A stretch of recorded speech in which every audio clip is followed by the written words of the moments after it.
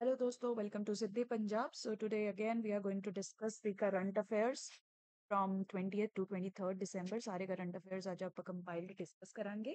आगे बढ़ने तो पहला as you know that we are running various programs for your benefit. You can access the current affair magazines in November. The current affair magazine is already been launched, so you can access that also. October या previous months ਜਿਹੜੀ ਵੀ current affair magazine है, all are accessible on our website. You can check our website. ਉਸ ਤੋਂ ਇਲਾਵਾ ਪੰਜਾਬ ਦੀ preparation ਲਈ we have launched dedicated test series for Punjab PCS. You can avail that also. 4 months में it will help you prepare entirely for your Punjab preparation, and 2 to 3 bar you will be able to revise your syllabus. Then if you are in a need, if you feel lost कि preparation कैसे करनी है, how to proceed about preparing for the exam, how to read the books, which books to read, how to make schedules, how to be consistent every day.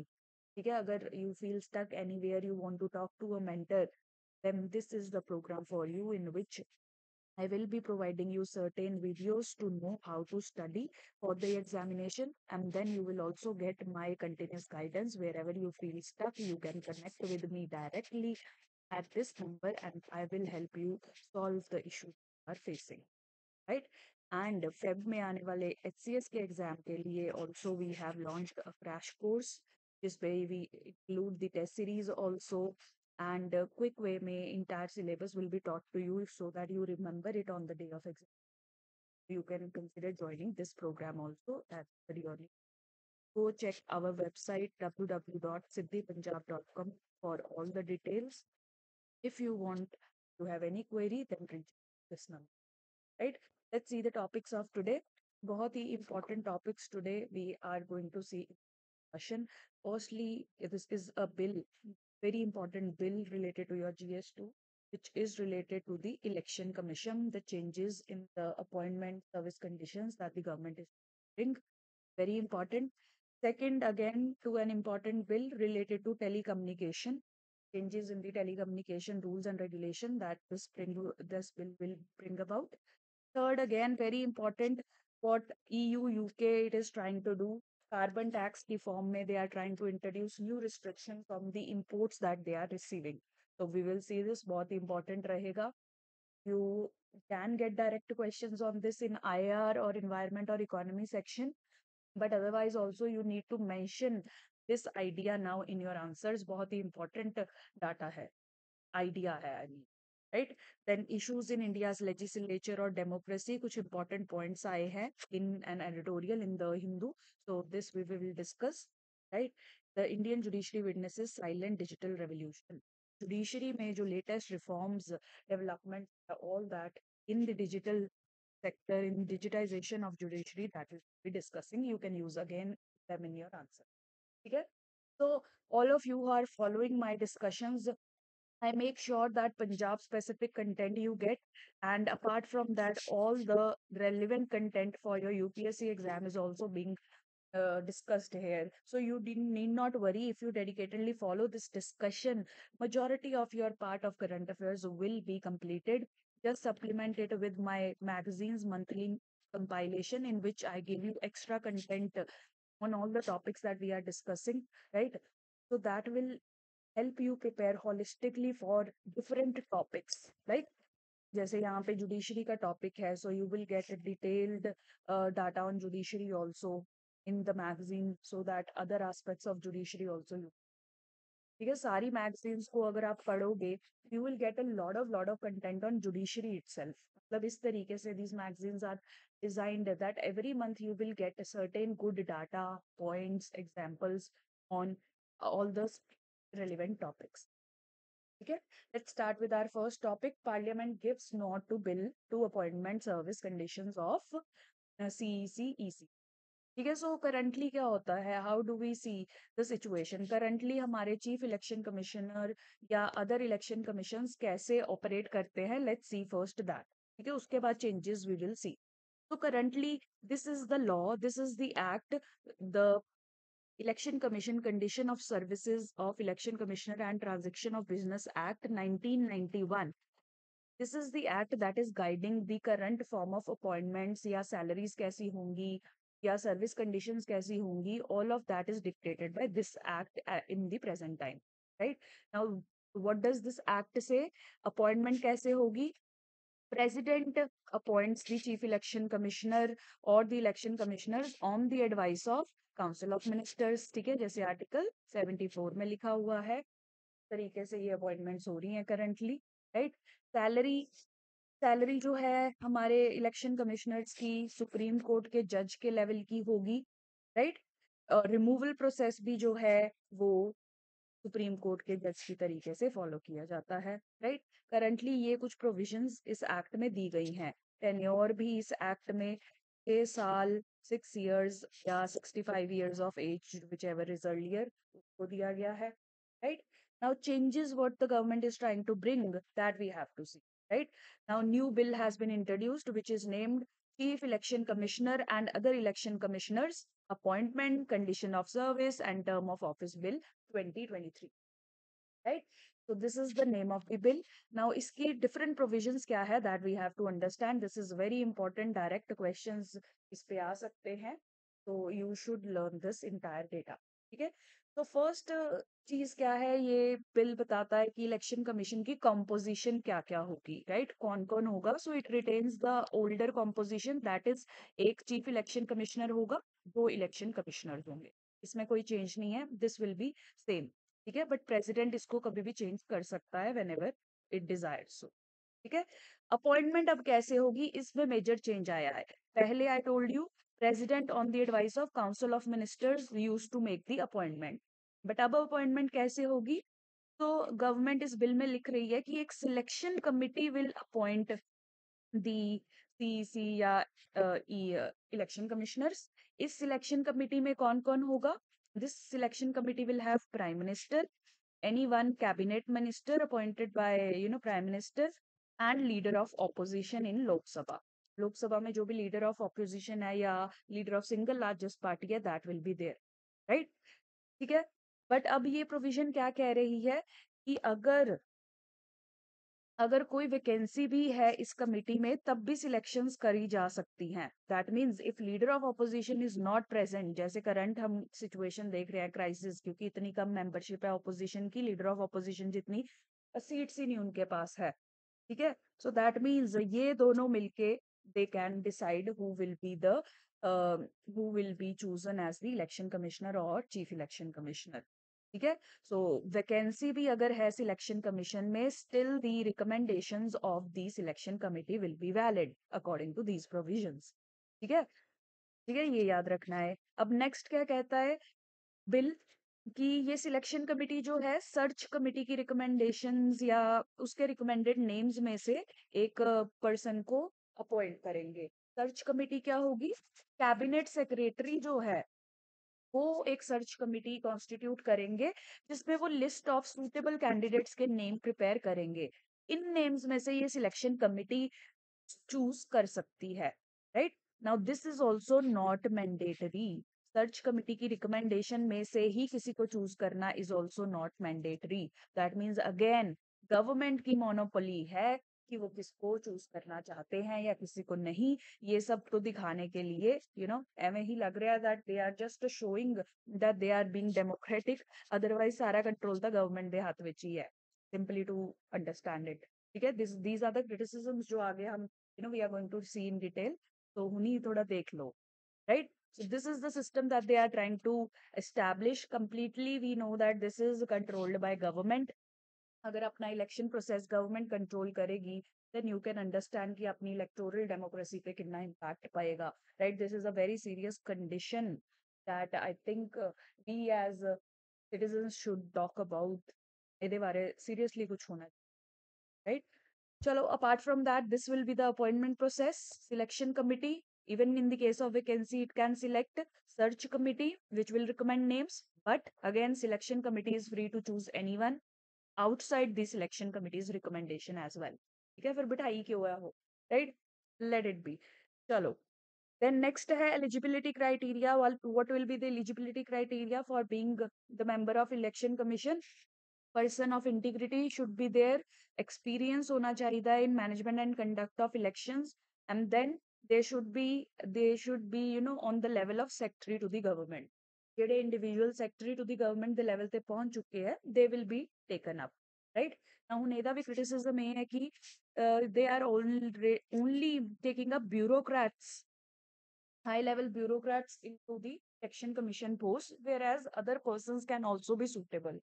तो बाकी experts ਨੂੰ ਇਹ eliminate ਕਰ ਰਹੇ ਨੇ, that is a contention here, right? next provision देखते हैं, term and appointment. this is the same जैसे पहले थी वैसे ही है, 6 years of service और 65 years of age, whatever is earlier, ये चलेगी. अगर कोई इलेक्शन कमीशन का मेंबर है, उसके लिए कैसे डिसाइड करेंगे?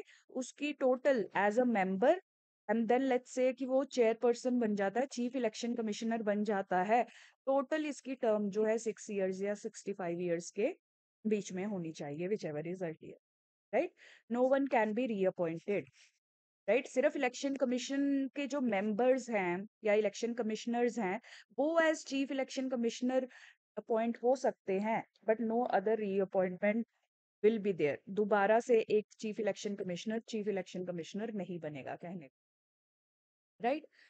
और मेंबर्स भी जो है दोबारा से मेंबर्स नहीं बन सकते. If they have time left, they can be chief election commissioner if government chooses so, right? उसके बाद salaries and pensions. Now here they have brought a change.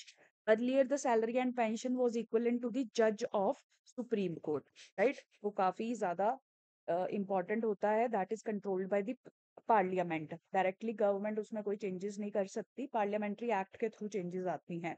But now they have made it equivalent to cabinet secretary. That means ये कभी भी change किए जा सकते हैं government द्वारा without any law, right? So this is the major change. Removal process same रखा गया है as the Supreme Court judge. The removal process will be same, but एक additional provision दी गई है legal safeguard की. So this is also very concerning issue.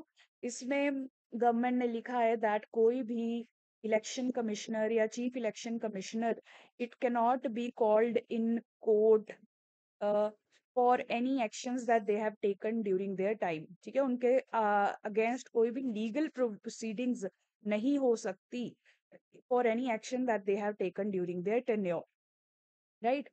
While discharging their official duties, right? Now this is also concerning. It is like कि उनको legal protection दी जा रही है, वो अपने tenure के time पे कुछ भी करेंगे.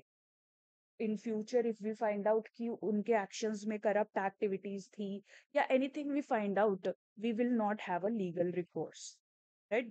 This might be a situation that might arise, ठीक है? So that is why this is concerning. तो क्या इश्यूज है? यही इश्यूज है जो मैंने आपको बताए. सबसे पहले अपॉइंटमेंट प्रोसेस में इश्यूज है. फर्स्टली जो सिलेक्शन कमिटी है that is dominated entirely by government. Prime minister हैं, कैबिनेट मिनिस्टर हैं, ठीक है? 2 members are from government itself. अगर तीसरा कुछ कहेगा भी, इट डज नॉट मैटर, क्योंकि मेजोरिटी इज फ्रॉम गवर्नमेंट, ठीक है? सेकंड मेजर इशू है कि अगर ये ना होगा तो भी दे कैन अपॉइंट. मतलब अगर इसने at least this person can show reservation or show concern when they are appointing anyone. But selection process क्या कह रहा है? अगर ये ना भी हो तो भी हम select कर सकते हैं. That is again an issue. उसके बाद सर्च कमिटी बनाई गई है, उसकी recommendations या उसकी नेम ऑफ लिस्ट को फॉलो करना भी जरूरी नहीं है. अगेन दैट इज यूजलेस, ठीक है? सो अपॉइंटमेंट प्रोसेस में ही काफी ज्यादा लूप होल्स हैं, right? Salary has been changed as I told you. Cabinet secretary की लेवल की कर दी है instead of supreme court, which is fixed through the act of parliament, right? Loose provision again. And then lastly the contention is कि सिर्फ bureaucrats को ही क्यों appoint किया जाए, कि सेक्रेटरी लेवल के बंदे को ही क्यों अपॉइंट किया जाए? जो चीफ कमिश्नर है वो काफी सारे क्वाजी जुडिशियल फंक्शंस भी करती है. There may be other suitable candidates also that can be appointed. Why take it from the bureaucracy itself? So that is the another contention, ठीक है? सो ये बिल की प्रोविजंस ब्रीफली लिख के रखो, इसके इश्यूज लिख के रखो, इस पे एनालिसिस आ सकता है, पॉसिबिलिटी है. डायरेक्टली नहीं आए तो डेमोक्रेसी पे कोई क्वेश्चन आए, इलेक्शंस पे कोई क्वेश्चन आए, there also you might be required to write this discussion, ठीक है? So that is it. Second very important bill again, the telecommunication bill 2023, right? So this is going to bring changes in our telecommunication regulation sector, right? Presently, देखो वैसे TRAI is the body that is regulating the telecom sector. But इस bill में क्या government बहुत ज्यादा control अपने हाथ में लेना चाहती है to regulate the telecommunication sector, right? तो क्या क्या प्रोविजंस है इसकी थोड़ा देखते हैं, देन वी विल सी कि इसके इश्यूज क्या हैं। फर्स्ट प्रोविजन है authorization will be required from central government. अब अगर किसी ने नए telecommunication networks, TV houses, media houses establish करने हैं, गवर्नमेंट की ऑथराइजेशन रिक्वायर्ड रहेगी उनके लिए। This is the first change.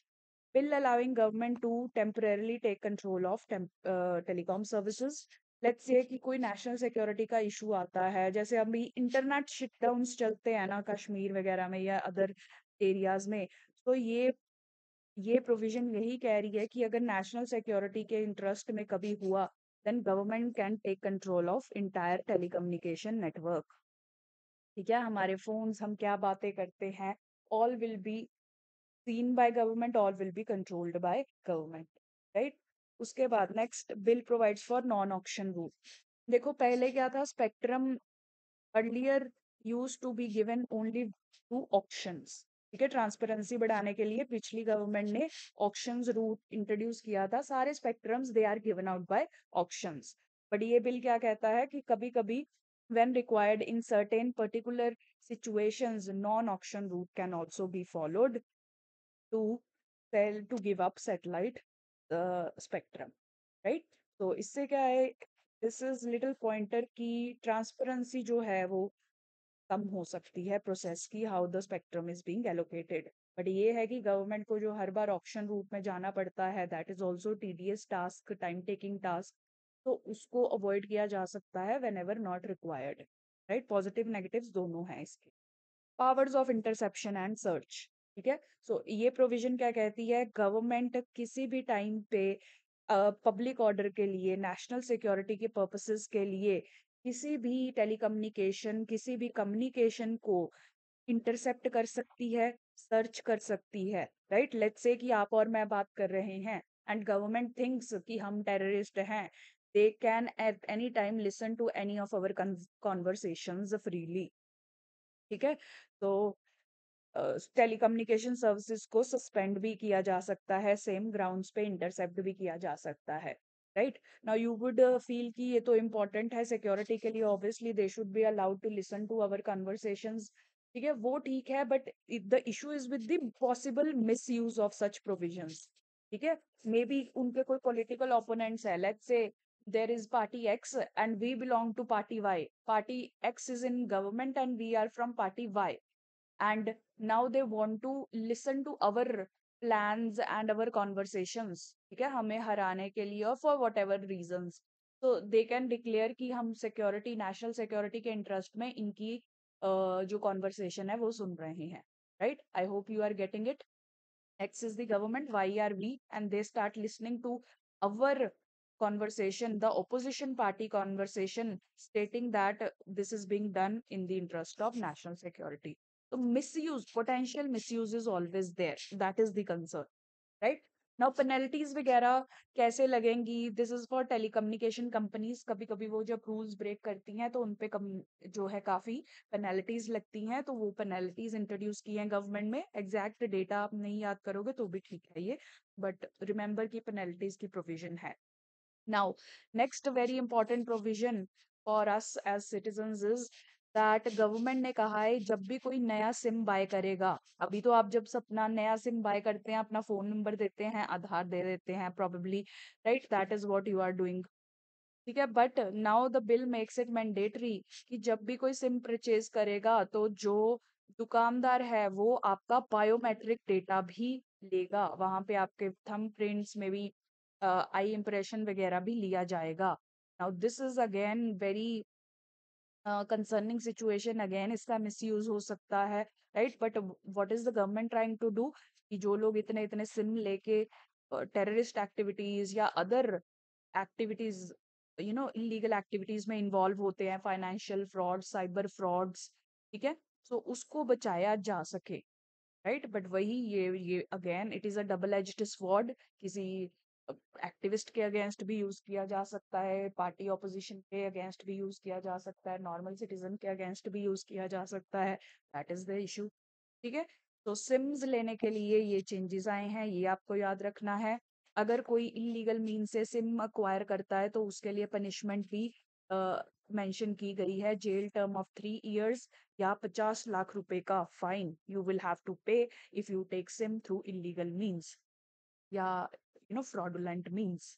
ठीक है। अगेन बहुत ही काफी डेंजरस सी प्रोविजन है again. Right. Then provides for a mechanism to exercise right to way. Right, right to way, इस पे क्वेश्चन प्रीलिम्स में भी आ सकता है, to try to remember it. Right to way क्या है? अगर गवर्नमेंट ने कोई भी टेलीकम्युनिकेशन का इंफ्रास्ट्रक्चर लगाना है, let's say they want to lay telecommunication की line they want to lay, और बीच में आपका घर आ रहा है, then the government the telecommunication company has the right to way. So आपका घर भी उसके लिए डिस्ट्रॉय किया जा सकता है। राइट। जैसे आप करंटली देखिए गवर्नमेंट के रोड प्रोजेक्ट्स में भी यही है, रोड रेलवे प्रोजेक्ट्स में यही होता है।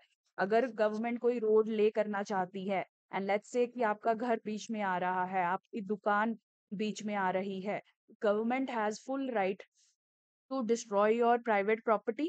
दे विल गिव यू कंपनसेशन, ऐसा नहीं है कि कंपनसेशन नहीं दिया जाएगा, कंपनसेशन विल बी गिवन। ठीक है। Equivalent kind of compensation they will try to give around the price of your private property that is being destroyed, and they will have the right to way। तो आपका ये घर destroy करके government जो है अपनी रोड की line ले कर सकती है। इसी तरीके से अब टेलीकम्युनिकेशन में भी राइट टू वे जो है अलाउ किया जाएगा। That is what this provision think. Right. तो इसको भी याद रखना है, इस पे क्वेश्चन आ सकता है। ठीक है। These are the key provisions, इनको याद करने की कोशिश करो। Authorisation, temporary control, non auction route, इस तरीके से try to remember the keywords. कहानी जो है आसपास अपने आप बुन सकते हैं आप। राइट। इश्यूज यही हैं, मैंने मोस्ट ऑफ द इश्यूज आपके साथ डिस्कस कर लिए हैं। इंटरसेप्शंस अलाउ की गई हैं, मास सर्विलेंस हो सकती है, जी जो भी अनप्लेजेंट लोग हैं उनकी कम्युनिकेशन को गवर्नमेंट किसी भी टाइम पे सुन सकती है, saying that they are threat to national security. Biometric verification again हमारी प्रिवेसी को वायलेट कर सकते हैं। ठीक है। बायोमेट्रिक्स का तो इशू ही ये है that they violate our privacy, our right to privacy. Right. And then TRAI को काफी वीक किया जा रहा है। अगर आप देखिए, TRAI is the regulator in the telecommunication sector, as I told you. उनके पास सारी पावर्स होनी चाहिए because that is the regulatory body, वो बनी ही इस पर्पस के लिए है। बट इस बिल के थ्रू गवर्नमेंट क्या कर रही है, सारी पावर्स अपने हाथ में ले रही है। राइट। सो ये रेगुलेटरी बॉडी का तो कोई रोल ही नहीं रहा। जबकि आप और सेक्टर्स में देखिए, जैसे फाइनेंस सेक्टर में, वो who is regulating, who is overlooking the entire sector? Regulators like SEBI, RBI, right? We have regulatory, independent regulatory bodies who are looking this sector. But यहाँ telecommunication, which is again a very important sector, the entire control will come in the government's hand. That is an issue, right? And finally, इस act में ये भी लिखा गया है कि अगर गवर्नमेंट इस एक्ट में चेंजेस करना चाहे, थर्ड शेड्यूल में जहाँ पे ऑफेंसेस ऐड करना, रिमूव करना वाला प्रोविजन है, तो वो ये अपने आप कर सकती है। That means they do not need to get the act again passed from parliament if they want to changes, make any changes to third schedule of this act। Right. तो अगेन ये कंसर्निंग है, government ज्यादा power अपने हाथ में लेने की कोशिश कर रही है, misuse is possible. Right. That is the provisions, इसको याद करिए, बहुत इंपॉर्टेंट है। Now next important article, EU UK carbon tax, what it means for Indian industry. Right. तो देखिए रिसेंटली यूरोपियन यूनियन, यूके ने ये डिसाइड किया है that they will be applying carbon import levy और टैक्स। राइट। या जिसको कहते हैं कार्बन बॉर्डर एडजस्टमेंट मैकेनिज्म। बहुत इंपॉर्टेंट है, प्लीज ये की वर्ड है, ये याद रखना है, carbon border adjustment mechanism on some products from 2027 से ये शुरू करेंगे।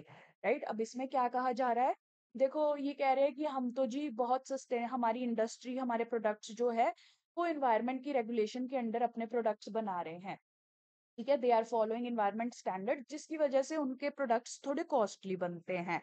बट ये कह रहे हैं कि अब countries like India, they are violating the environmental norms और वहां वो कंपनीज जो है आराम से प्रोडक्ट्स प्रोड्यूस कर रही हैं इन इन्वायरमेंटली पोल्यूटिंग मैनर, तो उनके प्रोडक्ट्स चीपर बनते हैं।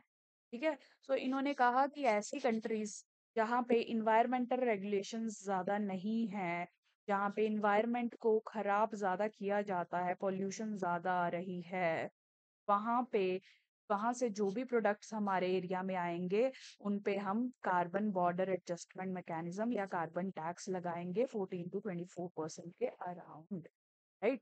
जिन भी कंट्रीज में you know environment friendly rules companies नहीं फॉलो कर रही हैं, उनके इम्पोर्ट्स पे ये टैक्स लगाया जाएगा। Right now, this is going to harm countries like India, China a lot. As you can see, a report has shown, a global trade research initiative की report ने कहा है that India exports around 775 million worth of the exports, and they will be impacted by these carbon tax, right? Now issue क्या है? अब India ने क्या कहा, ठीक है जी तुम टैक्स लगा लो, हम भी टैक्स लगाएंगे on all the imports that are coming from countries जिन्होंने पास्ट में इन्वायरमेंट को वायलेट किया है। राइट। अगर आपने वर्ल्ड हिस्ट्री पढ़ी है ना, आप थोड़ा बहुत ये अंडरस्टैंड करेंगे। हमारा क्लाइमेट चेंज जो हुआ है that has started with the industrial revolution 1750s में। जब ब्रिटेन ने इंडस्ट्रियल रेवोल्यूशन शुरू की, तब इतना ज्यादा इन्होंने पॉल्यूशन क्रिएट किया in by Britain, then later France, then Germany, then USA. ये सारी डेवलप्ड कंट्रीज जो आज इन्वायरमेंट की गाना जपते रहते हैं, एज यू कैन से, आज हम पे they keep saying that we are the polluters, rather they are the reason जो आज हमारा क्लाइमेट चेंज हो रहा है। जो 100 साल 200 साल इन्होंने एक्टिविटीज की हैं, उनकी वजह से आज क्लाइमेट चेंज हो रहा है। राइट। तो इंडिया क्या कह रहा है, ठीक है जी आप हमारे ऊपर टैक्स लगाएंगे कि हमारी इंडस्ट्रीज पोल्यूटिंग है, अब हम भी आप पे टैक्स लगाएंगे क्योंकि आपने पास्ट में जो कांड किए हैं यू कैन से, आपने पास्ट में जो क्लाइमेट को इम्पैक्ट किया है, we will be coming out with a carbon tax mechanism to penalize imports from developed countries for their historic carbon emissions। बहुत ही स्मार्ट मूव है। If India is able to market it very well, बहुत ही बेइज्जती वाली बात है developed countries के लिए। और it will again might be start trade wars also, right? But this is a very good intelligent move from Indian side। ये दोनों पॉइंट्स याद रखने हैं, carbon border adjustment mechanism and India's response. ठीक है। नाउ एक एडिटोरियल था हिंदू में, उसमें से ये मैंने अच्छे पॉइंट्स लिए हैं। What are the issues that India's legislature और डेमोक्रेसी इज फेसिंग करंटली। ठीक है। So these are some issues that you can add in your notes. Lack of quality debates. Quality debates देखिए, लेजिस्लेचर पार्लियामेंट बनी किस लिए है कि कोई भी बिल आए, जैसे अब ये चीफ इलेक्शन कमिश्नर वाला है, इस पे रीजन्ड डिबेट्स हों। बट हमारे लेजिस्लेचर्स क्या करते हैं, लड़ने लग जाते हैं, शाउट करते हैं, स्लोगनिंग करते हैं, कुर्सियां एक दूसरे पे फेंकते हैं। Right. Rather than making the government accountable, they create lot of shouting activity. And उससे क्या होता है, क्वालिटी डिबेट्स जो हैं वो नहीं हो पाती है। Quality of debates is not there, they are not bringing about adequate concerns in front of the public. ठीक है। तो उसमें थोड़ा हमें काम करने की जरूरत है। उसके बाद डेमोक्रेसी से रिलेटेड देखिए हमारे क्या कंसर्न्स हैं। बीडेम इंस्टीट्यूट है एक बहुत इंपॉर्टेंट, ये इंडियन डेमोक्रेसी को इलेक्टोरल ऑटोक्रेसी कहता है। आई hope you can understand electoral autocracy. यानी कि इलेक्शंस जरूर होते हैं हमारे इंडिया में, बट वो इलेक्शंस होने का मतलब ये नहीं है कि इंडिया डेमोक्रेसी है। इंडिया की गवर्नमेंट जो है इतनी रिस्ट्रिक्टिव है, या किसी भी तरीके से they are curbing our freedoms, and in that way election जरूर है, इलेक्टोरल जरूर है, बट इलेक्टोरल डेमोक्रेसी नहीं है, इलेक्टोरल ऑटोक्रेसी है India. Right. Remember this, this is a very good keyword you can use. ठीक है। उसके बाद एग्जाम्पल देखिए आप इसकी। अभी क्या हुआ था रिसेंटली, अगर आप न्यूज पे फॉलो करते हैं, यू माइट हैव हर्ड कि कुछ जो प्रोटेस्टर्स है वो हमारी लेजिस्लेचर में पहुंच गए थे। ठीक है। They were protesting outside our parliament, अपने अनएम्प्लॉयमेंट के इशू पे देवर प्रोटेस्टिंग, बट एकदम से they breached the security of the parliament and they reached inside the house where discussions are held. ठीक है। तो उन लोगों के अगेंस्ट यूएपीए एक्ट लगा दी गई है, that is mainly used for terrorist. ठीक है। सो दिस आल्सो शोज कि उन्होंने वायलेंट मीन्स यूज किए, इलीगल मीन्स यूज किए, उन्होंने इनकरेक्ट प्रोसीजर यूज किया, वी अंडरस्टैंड, बट वो टेररिस्ट तो नहीं है. You are either diluting the terrorist word और you are punishing them unproportionately. ठीक है, that is the issue with our democracy की टॉलरेंस बिल्कुल भी नहीं है. They were trying to present their concern. उन्होंने गलत तरीके से किया, दैट इज ट्रू, बट उनको टेररिस्ट डिक्लेयर करना भी ठीक नहीं है. राइट. तो यूएपीए में काफी ज्यादा रिस्ट्रिक्टिव पनिशमेंट्स होती हैं, इसलिए यूएपीए नहीं लगाना चाहिए. और कोई भी criminal section they might have been put under that itself shows कि अपनी डेमोक्रेसी बहुत ज्यादा रिस्ट्रिक्टिव है. ठीक है. ऐसे ही आप देखिए, यूएस बेस्ड फ्रीडम हाउस है, उसने भी ये कहा है कि India is only partially free, not completely free country. right, because of the restrictions that we face like this situation. And lastly, हमारी जो committees है parliamentary या standing committees जो बनाई गई हैं to overlook, to make the government accountable, to read the acts that government is passing, वो भी they are not able to function very properly. के पास टाइम नहीं होता, एक्सपर्टीज नहीं होती, या they are overburden because of various reasons, they are not able to perform their functions very well. Right. So this is another issue with our legislature. ठीक है, ये issues लिख के रखिए, क्वालिटी के आंसर्स में यू कैन यूज. नेक्स्ट है, last अपना आज का आर्टिकल है, जुडिशरी में जो डिजिटल रेवोल्यूशन आ रही है. तो जुडिशरी में सेवरल डिजिटल प्रोजेक्ट्स हमने देखे हैं that are transforming the judiciary. So e courts project है जिसका phase 3 now will be starting with the funding of 7,000 crore. So इसमें डिफरेंट मेजर्स लिए जा रहे हैं, video conferencing, e court services, e filing, e payment, virtual court, ऐसी सारी ये फास्टर. या एचसीएस में आया था आपके 23 वाले प्रीलिम्स में. राइट. तो ये भी सब इंक्लूडेड है ई कोर्ट्स प्रोजेक्ट में.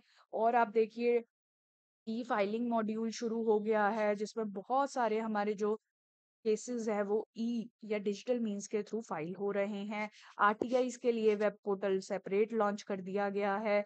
देन एससी रूलिंग्स का डाटाबेस बनाने के लिए ई एससीआर प्रोजेक्ट लॉन्च किया गया है. कॉन्स्टिट्यूशनल बेंचेस की प्रोसीडिंग्स को लाइव ट्रांसक्रिप्ट किया जा रहा है यूजिंग एआई. राइट. मतलब डिजिटाइजेशन में जुडिशरी की बहुत ज्यादा डेवलपमेंट हो चुकी है. इससे क्या होगा, इसके बहुत सारे बेनिफिट्स है. क्विक डिलीवरी ऑफ सर्विस होगी, क्विक या टाइमली आप कह सकते हैं. जस्टिस डिलीवरी में टाइम जो है क्वालिटी आएगी, कोर्ट्स को कम टाइम लगेगा. राइट. रिपोजिटरी बनेगी, अपनी जुडिशियल रिपोजिटरी बनेगी, सो लॉ स्टूडेंट्स के लिए भी काफ़ी हेल्पफुल होगा. फ्यूचर लॉयर्स के लिए, जजेस के लिए भी ये बहुत अच्छी रिपोजिटरी की तरह काम करेगा. All of these are benefits of these digitisation. So इन प्रोजेक्ट्स को लिख के रखिए briefly, you can mention these in your answers. Right. That is all for today's discussion. Thank you so much for joining.